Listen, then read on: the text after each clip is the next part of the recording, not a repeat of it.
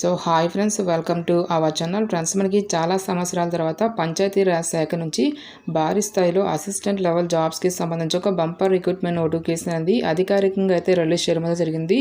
ఈ యొక్క పోస్ట్కి సెలెక్ట్ అయినటువంటి క్యాండిడేట్స్కి 50,000 వరకు కూడా శాలరీ అనేది రావడం అయితే జరుగుతుంది. ఎటువంటి ఎక్స్పీరియన్స్ కానీ ఎటువంటి ఎగ్జామినేషన్స్ అంటూ కూడా ఏమి కూడా కండక్ట్ అయితే చేయరు. మన సొంత రాష్ట్రంలోనే జాబ్ పోస్టింగ్ అనేది కూడా ఉంటుంది కాబట్టి ఇంట్రెస్ట్ ఎలిజిబుల్ క్యాండిడేట్స్ డెఫినెట్గా ఈ యొక్క ఆపర్చునిటీని అయితే యూటిలైజ్ అయితే చేసుకోండి. ఈ విధంగా ఇక నోటిఫికేషన్కి సంబంధించి కంప్లీట్ డీటెయిల్స్తో పాటుగా అప్లికేషన్ ప్రాసెస్ అనేది కూడా చెప్తాను కాబట్టి స్కిప్ చేయకుండా ఎండ్ వరకు చూసి అప్లికేషన్స్ అయితే సబ్మిట్ అయితే చేసుకోండి. ఫస్ట్ టైం మన ఛానల్ని విజిట్ చేస్తున్నట్లయితే కనుక సబ్స్క్రైబ్ అయితే చేసుకోండి. అదేవిధంగా పక్కనే వస్తే బెల్ ఐకాన్ కూడా యాక్టివేట్ చేసి పెట్టుకోండి. ఫ్రెండ్స్, మీరు ఇచ్చేటువంటి లైక్స్ అలా ఎంకరేజింగ్ అండ్ మోటివేషన్గా ఉంటాయి కాబట్టి సో ప్రతి ఒక్కరు కూడా వీడియోని లైక్ చేసి మీ ఫ్రెండ్స్ అండ్ ఫ్యామిలీ మెంబర్స్కి అయితే షేర్ చేయండి. Friends, okay, let's start the video. First of all ఇక పోస్టులకి సంబంధించి ఇంపార్టెంట్ డేట్స్ విషయానికి వచ్చినట్లయితే కనుక ఆల్రెడీ మనకి అప్లికేషన్ ప్రాసెస్ అనేది స్టార్ట్ కావడం జరిగింది. ఇక లాస్ట్ డేట్ విషయానికి వచ్చినట్లయితే కనుక ఆగస్టు 14th వరకు కూడా ఈ యొక్క రిక్రూట్మెంట్కి ఆన్లైన్లో అప్లికేషన్స్ అనేవి సబ్మిట్ అయితే చేసుకోవాల్సి అయితే ఉంటుంది. సో ఇక పోస్టులకి ఎవరెవరు అప్లై చేసుకోవచ్చు అని చూసుకున్నట్లయితే కనుక ఆల్ ఇండియా నేషనల్ సిటిజన్స్ అందరికీ కూడా మనకి ఈక్వల్ ఛాన్సెస్ అనేవి ఇవ్వడం జరిగింది. అంటే మీరు ఏ స్టేట్కి చెందినా సరే both male and female candidates ఇద్దరు కూడా ఈ యొక్క వేకెన్సీస్కి ఆన్లైన్లో అప్లై అయితే చేసేసుకోవచ్చు. ఇదే వీడియోలో అప్లికేషన్స్ అనేవి ఏ విధంగా సబ్మిట్ చేసుకోవాలన్నటువంటి డీటెయిల్స్ని కూడా ఎక్స్ప్లెయిన్ చేస్తాను కాబట్టి స్కిప్ చేయకుండా లాస్ట్ వరకు చూసేసి ఈ యొక్క రిక్రూట్మెంట్కి అప్లై అయితే చేసేసుకోండి. నెక్స్ట్ ఈ యొక్క పోస్ట్కి సంబంధించి అప్లికేషన్ ప్రాసెస్ విషయానికి వచ్చినట్లయితే కనుక ఓన్లీ ఆన్లైన్లోనే అప్లై చేసుకోవాల్సి అయితే ఉంటుంది. అప్లికేషన్ ఫీజుకి సంబంధించిన డీటెయిల్స్ కనుక చూసుకున్నట్లయితే కనుక ఎస్సీ ఎస్టీ పీడబ్ల్యూడీ క్యాండిడేట్స్ ఎవరైతే ఉంటారో ఈ యొక్క క్యాండిడేట్స్ ఎటువంటి అప్లికేషన్ ఫీజు అనేది కూడా పే చేయాల్సినటువంటి అవసరం అయితే లేదు. ఈ యొక్క క్యాండిడేట్స్ అందరూ కూడా ఫ్రీగా అయితే అప్లై అయితే చేసేసుకోవచ్చు గైస్. సో రిమైనింగ్ కేటగిరీకి చెందినటువంటి క్యాండిడేట్స్ అందరూ కూడా 300 రూపీస్ అప్లికేషన్ ఫీజు అనేది పొందాలని ఆన్లైన్లో పే చేయాల్సి అయితే ఉంటుంది. సో ఈ యొక్క నోటిఫికేషన్ ద్వారా టోటల్గా మనకి 3 డిఫరెంట్ టైప్స్ ఆఫ్ పోస్టులను అయితే రిక్రూట్మెంట్ అయితే చేయడం జరుగుతుంది గైస్. సో ఏ పోస్ట్కి ఎంతెంత పే స్కేల్ అనేది వస్తుందని చెప్పేసి ఇక్కడ మనకి నోటిఫికేషన్లోనే క్లియర్గా మెన్షన్ చేయడం జరిగింది. అకాడమిక్ అసోసియేట్ ఉద్యోగాలకి సెలెక్ట్ అయినటువంటి క్యాండిడేట్స్కి 40,000, ప్రాజెక్ట్ సైంటిస్ట్ ఉద్యోగాలకి సెలెక్ట్ అయినటువంటి క్యాండిడేట్స్కి 50,000 వరకు కూడా శాలరీ అనేది రావడం జరుగుతుంది. నెక్స్ట్ ఇక్కడ మనకి టెక్నికల్ ఆఫీసర్ పోస్టులకు వచ్చేసరికి 30,000 వరకు కూడా శాలరీ అనేది రావడం జరుగుతుందని చెప్పేసి ఇక్కడ మనకి జాబ్ డీటెయిల్స్లోనే క్లియర్గా మెన్షన్ చేయడం జరిగింది.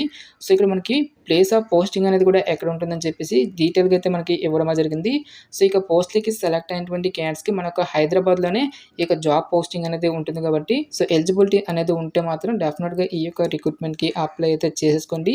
సో ఈ యొక్క ఉద్యోగాల్లో కొన్ని రకాల ఉద్యోగాలకి సంబంధించి ఎక్స్పీరియన్స్ అనేది అడగడం అనేది జరుగుతుంది. సో ఎటువంటి ఎక్స్పీరియన్స్ అనేది అవసరం లేకుండా మనము అప్లై చేసుకోదగినటువంటి పోస్టుల గురించి మాత్రమే ఈ యొక్క వీడియోలో మనం డిస్కస్ అయితే చేద్దాం. గాయస్, ఇక్కడ మనకి web applications products and service విభాగంలో ఉన్నటువంటి ఈ యొక్క ప్రాజెక్ట్ అసిస్టెంట్ పోస్టులకు వచ్చేసరికి ఎవరైతే సిఎస్సి కానీ ఐటీ ఈసీఈ జియో ఇన్ఫర్మేటిక్స్ అనేటువంటి ఈ యొక్క విభాగాల్లో బీఈ ఆర్ బీటెక్ అనేది ఎవరైతే కంప్లీట్ చేసినటువంటి క్యాండిడేట్స్ ఉంటారో ఆ యొక్క క్యాండిడేట్స్ మాత్రమే ఈ యొక్క జాబ్స్కి అప్లై చేసుకోవాల్సి అయితే ఉంటుంది. నెక్స్ట్ సిస్టమ్స్ అండ్ నెట్వర్క్స్ మేనేజ్మెంట్లో ఉన్నటువంటి ఈ యొక్క పోస్ట్కి కూడా సేమ్ స్పెషలైజేషన్స్లో ఎవరైతే బీఈ ఆర్ బీటెక్ కానీ ఎంఎస్సి అనేది కంప్లీట్ చేసినటువంటి క్యాండిడేట్స్ ఉంటారో ఆ యొక్క క్యాండిడేట్స్ మాత్రమే ఈ యొక్క జాబ్స్కి అప్లై చేసుకోవాల్సి అయితే ఉంటుంది. ఎటువంటి ఎక్స్పీరియన్స్ అంటూ కూడా ఏమి కూడా ఉండాల్సినటువంటి అవసరం అయితే లేదు గైస్. సో ఇక్కడ మనకి డిజైర్ క్వాలిఫికేషన్ కింద ఎక్స్పీరియన్స్ అనేది అడగడం అనేది జరిగింది. సో ఎక్స్పీరియన్స్ అనేది ఉంటే కొంచెం మనకి ప్రిఫరెన్స్ అనేది ఇవ్వడం జరుగుతుంది. సో ఎక్స్పీరియన్స్ అనేది మనకి మ్యాండేటరీ అయితే ఏం కాదు గైస్. నెక్స్ట్ ఈ యొక్క పోస్టులకి సంబంధించి అప్లై చేసుకోవడానికి మీకు ఉండాల్సినటువంటి ఏజ్ లిమిట్ విషయానికి వచ్చినట్లయితే కనుక సో మీకు మినిమం ఏజ్ అనేది 18 ఇయర్స్ అయితే కంప్లీట్ అయి ఉండాలి. ఆల్ క్యాండిడేట్స్ అందరూ కూడా 35 ఇయర్స్ వరకు కూడా అప్లై అయితే చేసుకోవచ్చు. మరికొన్ని పోస్టులకు వచ్చేసరికి 45 ఇయర్స్ వరకు కూడా అప్లై చేసుకోవడానికి ఛాన్స్ అనేది కల్పిస్తూ ఉన్నారు. నెక్స్ట్ మొబైల్ అప్లికేషన్ డెవలప్మెంట్ విభాగంలో ఉన్నటువంటి ప్రాజెక్ట్ సైంటిస్ట్ పోస్టులకు వచ్చేసరికి ఎవరైతే CSC IT ECE electronics or geo informatics అనేటువంటి ఈ యొక్క విభాగాలలో బీఈ ఆర్ బీటెక్ అనేది ఎవరైతే కంప్లీట్ చేసినటువంటి క్యాండిడేట్స్ ఉంటారో ఆ యొక్క క్యాండిడేట్స్ మాత్రమే ఈ యొక్క జాబ్స్కి అప్లై చేసుకోవాల్సి అయితే ఉంటుంది. టెక్నికల్ ఆఫీసర్ పోస్టులకి సంబంధించిన డీటెయిల్స్ కనుక చూసుకున్నట్లయితే కనుక ఈ యొక్క పోస్టులకు వచ్చేసరికి remote sensing geomatics GIS Jio informatics అనేటువంటి ఈ యొక్క విభాగాల్లో ఎంఈ ఆర్ ఎంటెక్ అనేది ఎవరైతే కంప్లీట్ చేసినటువంటి క్యాండిడేట్స్ ఉంటారో ఆ యొక్క క్యాండిడేట్స్ మాత్రమే ఈ యొక్క టెక్నికల్ ఆఫీసర్ పోస్టులకి అప్లై చేసుకోవాల్సి ఉంటుంది. నెక్స్ట్ మనకి network system and database administration విభాగంలో ఉన్నటువంటి టెక్నికల్ ఆఫీసర్ పోస్టులకు వచ్చేసరికి computer science and engineering, information technology అటువంటి ఈ యొక్క విభాగాలలో ఎంఈ ఆర్ ఎంటెక్ అనేది కంప్లీట్ చేసినటువంటి క్యాండిడేట్స్ కూడా ఈ యొక్క జాబ్స్కి అప్లై అయితే చేసేసుకోవచ్చు. నెక్స్ట్ మనకి ఎవాల్యూషన్ అండ్ డేటా అనలిస్ట్ పోస్టులకు వచ్చేసరికి ఎవరైతే statistics, economics, business analytics, operation research అనేటువంటి ఈ యొక్క విభాగాలలో ఎంఏ కానీ లేదంటే ఎంఎస్సి అనేది కంప్లీట్ చేసినటువంటి క్యాండిడేట్స్ మాత్రమే ఈ యొక్క జాబ్స్కి అప్లై చేసుకోవాల్సి అయితే ఉంటుంది. నెక్స్ట్ మనకి remote sensing and GIS application విభాగంలో ఉన్నటువంటి ప్రాజెక్ట్ సైంటిస్ట్ ఉద్యోగాలకు వచ్చేసరికి ఎవరైతే geoinformatics, geomatics, remote sensing, spatial information technology అటువంటి ఈ యొక్క విభాగాలలో ఎవరైతే ఎంఎస్సి కానీ ఎంటెక్ అనేది కంప్లీట్ చేసినటువంటి క్యాండిడేట్స్ ఉంటారో ఆ యొక్క క్యాండిడేట్స్ మాత్రమే ఈ యొక్క జాబ్స్కి అప్లై చేసుకోవాల్సి అయితే ఉంటుంది.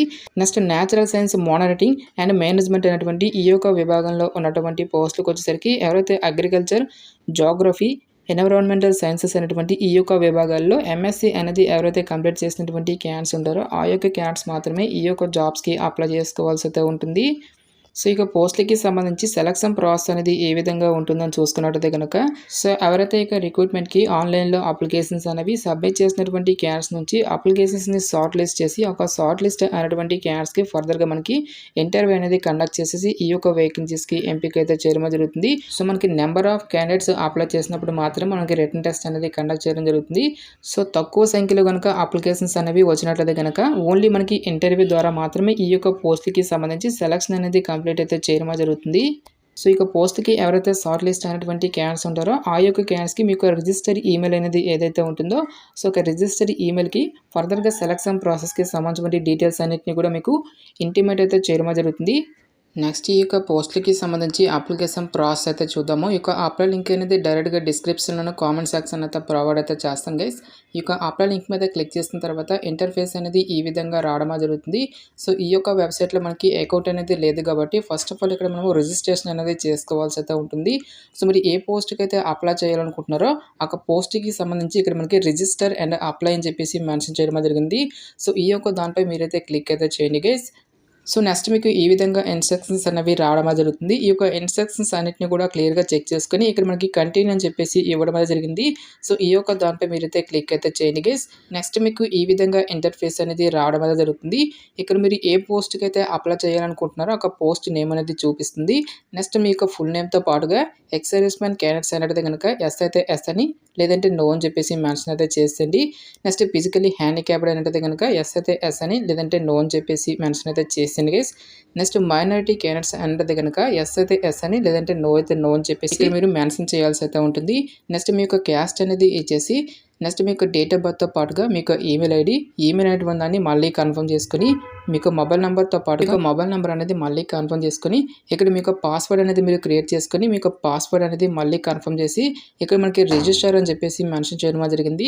సో ఈ యొక్క దానిపై క్లిక్ చేసి ఫస్ట్ ఆఫ్ ఆల్ మనము రిజిస్ట్రేషన్ అనేది చేసుకోవాల్సి అయితే ఉంటుంది. ఈ విధంగా మీరు రిజిస్ట్రేషన్ అనేది కంప్లీట్ చేసిన తర్వాత తిరిగి బ్యాక్ వచ్చేసి ఇక్కడ మనకి క్యాండిడేట్ లాగిన్ అని చెప్పేసి ఇవ్వడం జరిగింది. సో ఈ యొక్క దానిపై మీరైతే క్లిక్ అయితే చేయండి గైస్. నెక్స్ట్ మీకు ఈ విధంగా ఇంటర్ఫేస్ అనేది రావడం జరుగుతుంది. రిజిస్ట్రేషన్ అనేది కంప్లీట్ చేసిన తర్వాత ఒక రిజిస్ట్రేషన్ నెంబర్ అనేది వస్తుంది. ఆ రిజిస్ట్రేషన్ నెంబర్ అనేది ఇచ్చేసి మీరు క్రియేట్ చేసుకున్నటువంటి ఒక పాస్వర్డ్ అనేది కూడా క్రియేట్ చేసి మీరు లాగిన్ అయితే అవ్వాల్సి అయితే ఉంటుంది. ఈ విధంగా మీరు లాగిన్ అయిన తర్వాత నెక్స్ట్ అప్లికేషన్ ఫామ్ అనేది వస్తుంది. ఈ యొక్క అప్లికేషన్ ఫామ్లో వచ్చేసరికి మీకు బేసిక్ డీటెయిల్స్తో పాటు ఎడ్యుకేషనల్ క్వాలిఫికేషన్కి సంబంధించిన డీటెయిల్స్ అన్నింటిని కూడా ఫిల్ చేసి నెక్స్ట్ మీకు ఎడ్యుకేషనల్ క్వాలిఫికేషన్కి సంబంధించిన డాక్యుమెంట్స్తో పాటు అదర్ డాక్యుమెంట్స్ అన్నింటిని కూడా అప్లోడ్ చేసి ఫైనల్గా పేమెంట్ అనేది చేసేసి ఈ విధంగా మనం ఈ యొక్క రిక్రూట్మెంట్కి ఆన్లైన్లో అప్లికేషన్స్ అనేవి సబ్మిట్ అయితే చేసుకోవాల్సి అయితే ఉంటుంది. గాయస్ మనకి ఈ యొక్క నోటిఫికేషన్ అనేది మన యొక్క హైదరాబాద్లో ఉన్నటువంటి national institute of rural development and Panchayati Raj శాఖ నుంచి ఆఫీషియల్గా రిలీజ్ అయినటువంటి యొక్క వివిధ రకాల ఉద్యోగాలకి సంబంధించిన జాబ్ నోటిఫికేషన్ డీటెయిల్స్ ప్రజెంట్ ఈ యొక్క పోస్టులన్నింటినీ కూడా కాంట్రాక్ట్ బేసిస్లో పోస్టులన్నింటినీ కూడా తీసుకున్నప్పటికీ కూడా ఫర్దర్గా కాంట్రాక్ట్ పీరియడ్ అనేది కంప్లీట్ అయిన తర్వాత ఎక్స్టెండ్ చేసేటువంటి ఛాన్స్ అనేది కూడా ఉంటుంది కాబట్టి డెఫినెట్గా ఈ యొక్క రిక్రూట్మెంట్కి అప్లై అయితే చేసేసుకోండి. ఇక నోటిఫికేషన్కి సంబంధించిన లింక్స్ అన్నిటిని కూడా వీడియో డిస్క్రిప్షన్లోనూ కామెంట్ సెక్షన్ అయితే మెన్షన్ అయితే చేస్తాను గైస్. ఇంకా ఇక నోటిఫికేషన్కి సంబంధించి మీకు ఎటువంటి డౌట్స్ వచ్చినా సరే నాకు కామెంట్ సెక్షన్లో కామెంట్ అయితే చేయండి. ఇటువంటి మరిన్ని జాబ్ అప్డేట్స్ కోసం మన ఛానల్ని సబ్స్క్రైబ్ చేసుకుని బెల్ ఐకాన్ కూడా యాక్టివేట్ చేసి పెట్టుకోండి. సో ఇది ఫ్రెండ్స్ ఇవాళ వీడియో. రేపు మరొక మంచి జాబ్ అప్డేట్‌తో మళ్ళీ మీ ముందుకు రావడమే జరుగుతుంది. Thanks for watching. Have a nice day.